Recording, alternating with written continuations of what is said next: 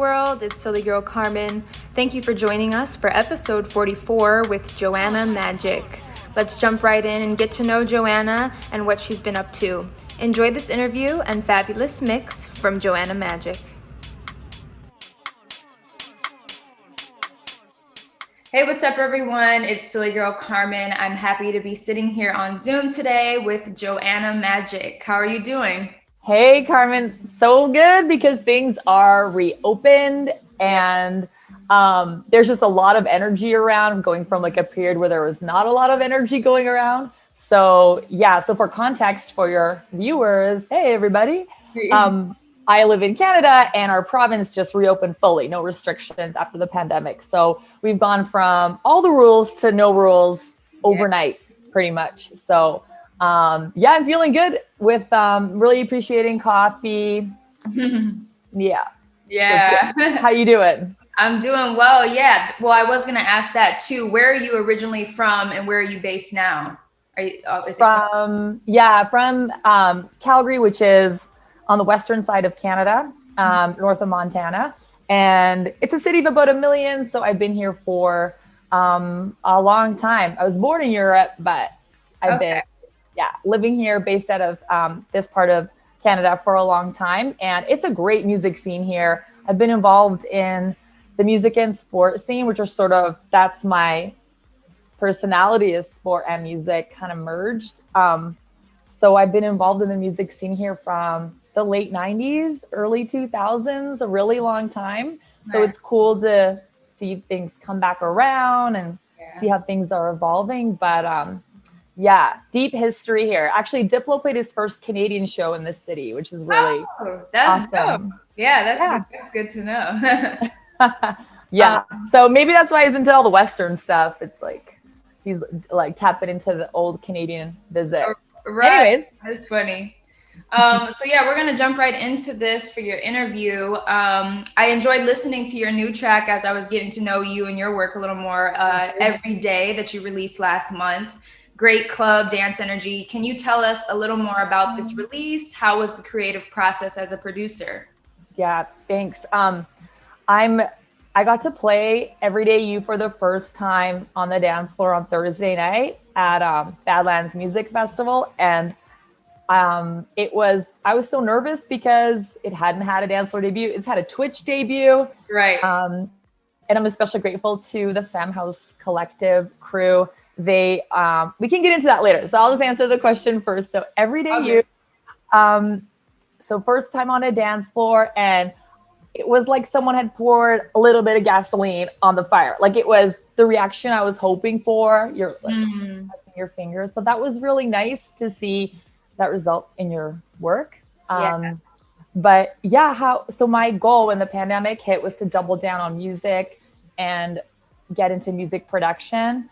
So going from being like a DJ kind of on the side and having it still be a pretty big part of my life to making it the focus and really going for it. So I made a goal to make 5 songs, and this is the second one that's out. Song 3 has found a home.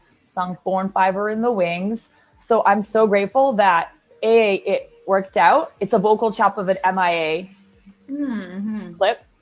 So chopped that up, and it was just lots of trial and error. I really like organic tribal drums. So nice. I think you do too, from what I seen of your footage. I definitely like an eclectic mix of stuff. Definitely some like Afro and world sounds are always good.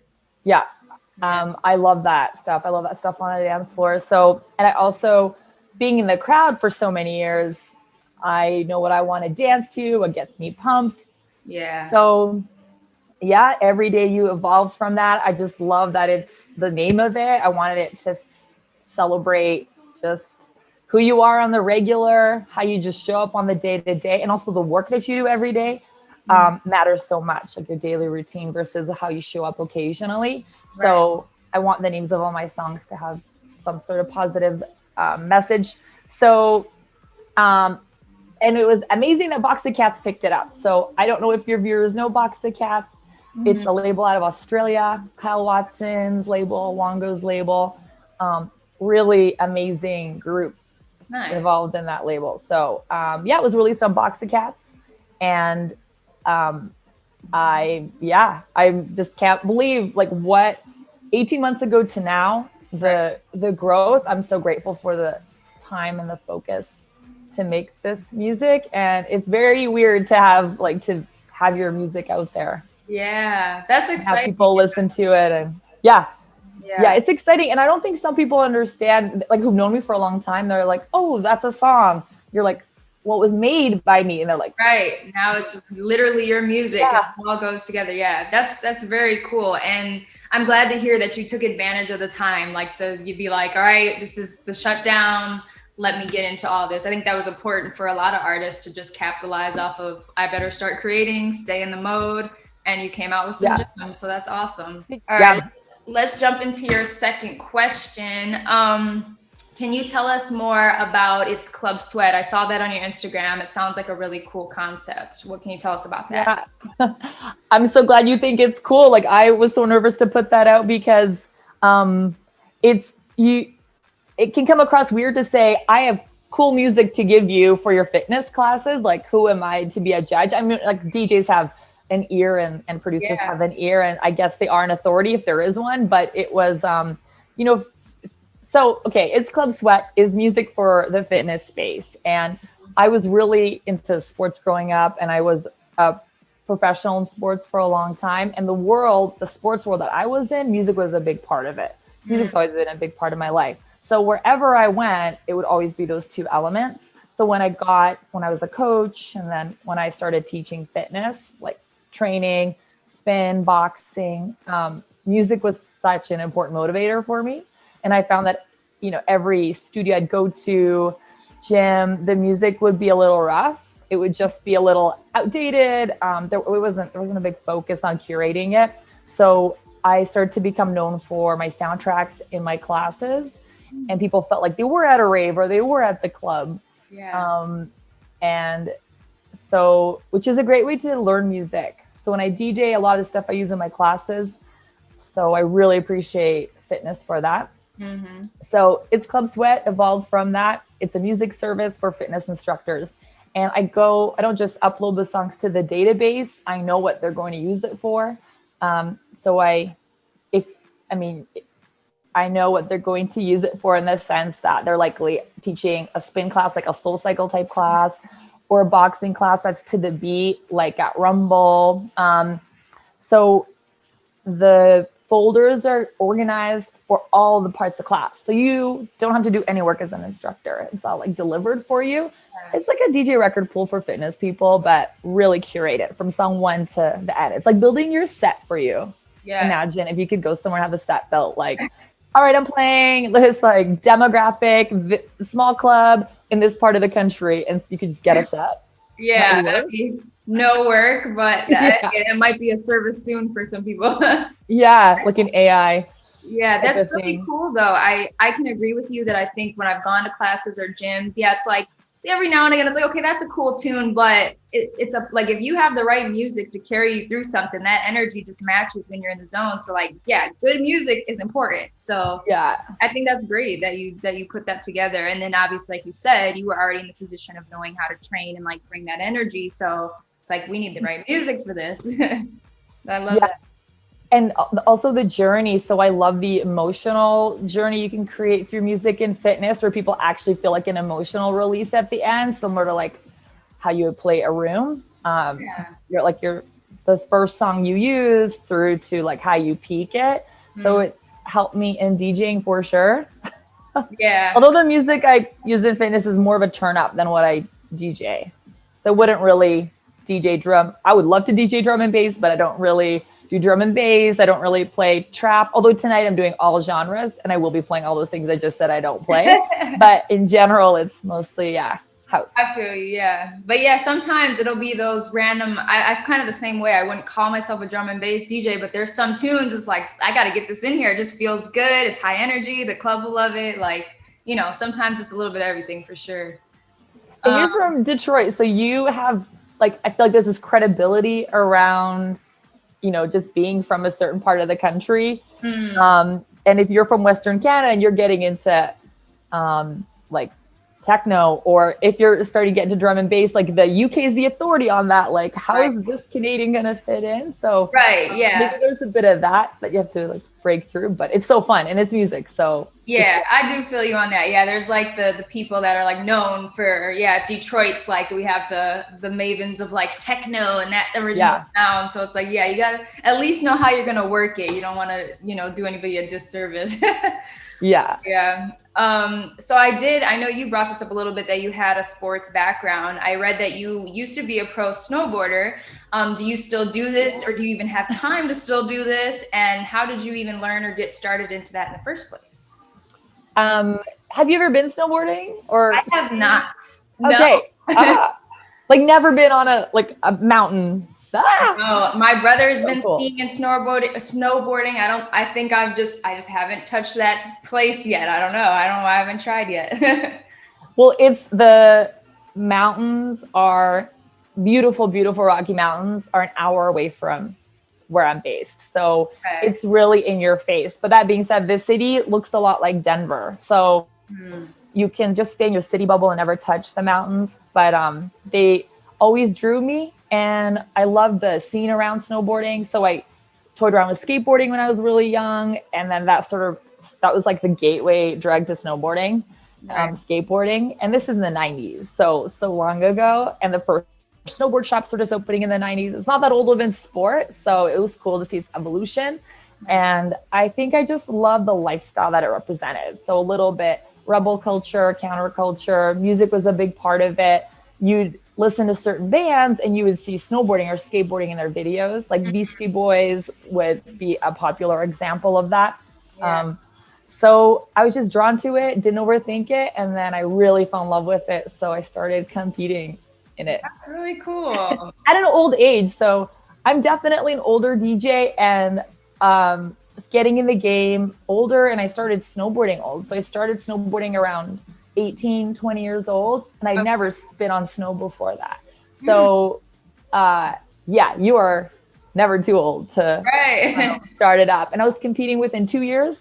I did, started doing international competitions. I started in snowboard cross. Then I got really into jumps and rails and all that.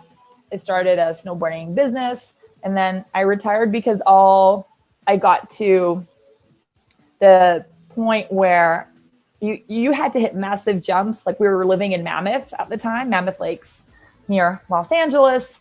And I just realized at that moment that my best trick was just so far behind the top level that I had to was like, okay, I think this is the most I can squeeze out of myself right now, these tricks. So I retired that day, and I was a sports announcer. So I ended up working for the Burton US Open for 5 years. I did street league skateboarding in Kansas City one time, the Olympics. So it's been a really great journey. So snowboarding's given me a lot. It gave me a sports broadcasting career for a bit. That's really cool. So I guess I've always been in the entertainment space, and snowboarding is really painful too. So Carmen, I've had so many injuries. Yeah, my nose is broken 4 times, so it's kind of they've had to fix it a lot, but from falling on my face. That's the crazy thing, with sports. Is like there's a sacrifice when you see these people like, oh, they're amazing, these tricks. I'm like, I don't know if I have it in me to go through the practice and trial and error process of what could possibly happen with all that. It's like crazy. But you learn how to fall. Like you learn how your body awareness really improves. But in DJing, there's I haven't broken a bone yet. Good. There's a different physical pressure, like the late nights, and then especially if you still have 2 hustles, your early mornings. You have to take care of yourself for sure. Yes, indeed. Well, it's very impressive that's a part of your history, and it's great that you segued into you being an announcer. That's like a perfect, so much opportunity came from that. So I love to hear that. So grateful. It's been amazing. So we're going to wrap it up. Oh, sorry. Go ahead. Tell us more. Oh, no. I could drag out the stories. I was trying to fit in some no, I won't drag it out. It's cool. You go. Whatever you want to share with us. We're here. We love it. We are going to wrap it up with one more question. And you brought this up already too. You let us know that you played at, I know you played at Badlands. Was that 2 days ago now? You said it was Thursday? Yeah. Okay. Yeah. So that's really cool. How was that experience? And was this your first time at Badlands? My first time at Badlands Music Fest. So for context for people, the borders are still closed. So it's a great chance for Canadian artists to be showcased because cross-border stuff's, well, now it's a little more open. But the headliners are like Rez, who's also from Canada, and Dead Mouse is playing. So it's 10 days of big acts. And so it's really amazing to be a part of that. And I have been DJing for quite a while. But to come out and play your music for a big stage with your name up, that is new for me, like to have it at that scale. Yeah. So I have this thought that I go through before I go on a stage, which I learned from announcing in front of big crowds and emceeing. And I don't know, people listening might like this tidbit, so I'm going to highlight it. Mm-hmm. So instead of getting nervous or overthinking it, just thinking that you're going to be up there anyways. Either way, your feet are going to walk up that stage and the light's going to be on you, and you have a choice to be nervous and like still lean back, or you have a choice to just open the curtains and fully lean in and go, like shine as bright as you can for the people. Like they're there for a great time. They already want to hear what you're about. So that's helped me in any sort of nerve-wracking situations. Is you're going to be there anyways, just turn it up. Yeah. That's really helped the nerves go away. Nice. Very cool. So yeah, I've never, do you know how long Badlands has been doing this? This wasn't their first year as a festival, correct? Quite a few years. It's put on. So the context is that there's a really big outdoor event here called the Calgary Stampede. Okay. They bill it as the greatest outdoor show on earth. And CNN has voted it the top 5 party in the world. So there's like Carnival, and then they stuck Calgary Stampede in there. About 1 million visitors come to town. So our population doubles for 10 days. And it is a really wild party. The city's drunk pretty much. So there's this whole Western carnival bull riding part of it. Okay. But so there's this, because the parties are so massive, this music festival, pretty much EDM type of vibe has grown along with it. Mm-hmm. So over the last maybe 5 or so years, these venues hold like 5,000 to 10,000 people, and they will book, the biggest acts in the world come through to play these Stampede tents. And yes, I think Badlands is in its 5th year. It's been around for a bit. Yeah. Yeah. And it's EDM acts. Okay. Yeah. From seeing it on your page is how I found out about it. So I was like, wow, it's crazy to me. That's the thing too, with social media. There's so many DJs and there's so many different festivals. Sometimes I'll see stuff like, I've never heard of this festival, but then I go to their page, it's huge, So it's like, that's always exciting to see, like finding out about new potential festivals and all this stuff. It's just cool. It's a very cool culture for sure. And I think some people wander into that event like not really familiar with underground music. So there's this really interesting clash of waves, because there's all the festival kids come who know like all the new releases. They're looking for you to play the cutting edge stuff. And then there's the people who are just there for they're like, play Best Friend. And so it's this really, it's cool. And maybe they hear a sound they love and they fall in love with the other side of music. Which is really cool. It's a good gateway, I guess. Yeah. One of the other big festivals here that I think our scene really looks forward to returning, that I hope you get to visit. Yeah. Hope you get to play it. It's called Shambhala, and there's another one called Base Coast, and those would be the big Canadian festivals on our side. Nice. Where Silk City played at Shambhala 2 years ago. So that was really cool to have somebody like Diplo and Mark Ronson playing deep in the woods, these really, really trippily, it's very remote, very trippy setting. So act like that, playing next to like an unknown drum and bass DJ, and it's very eclectic, and it's not like nothing I've seen before. I think there's a forest event near you. Yeah, I can't think of the name right now, but yeah, there is one not too far in our area as well. I can't think of the name right now myself, but I'm gonna check. I haven't heard of those ones. I'm gonna definitely check those out. And like you said, I hope I can come join in on it or play. That would be dope. Yeah, I really, really recommend it. And to anyone listening in, if you're like, I want to see how wild Canada can get. And as someone who's been in the scene and I've seen artists get bussed in, like DJ Newmark came in on the bus with me and he was looking around as we're getting on the ground. He's like, what the fuck is this? Like, it was just crazy, crazy to step into. It's like, yeah. Anyways, you're so invited and I hope people check it out. So it's Shambhala Music Festival and Base Coast. Dope. Thank you for giving us that reference. And I thank you so much. We're wrapped up with our interview. I thank you so much for coming on Wonderful. And I can't wait for people to hear your mix and check out more of your music. Thank you so much for coming on here today. Thank you. And thank you for listening. Be good and keep on dancing. I see you guys on the dance floor.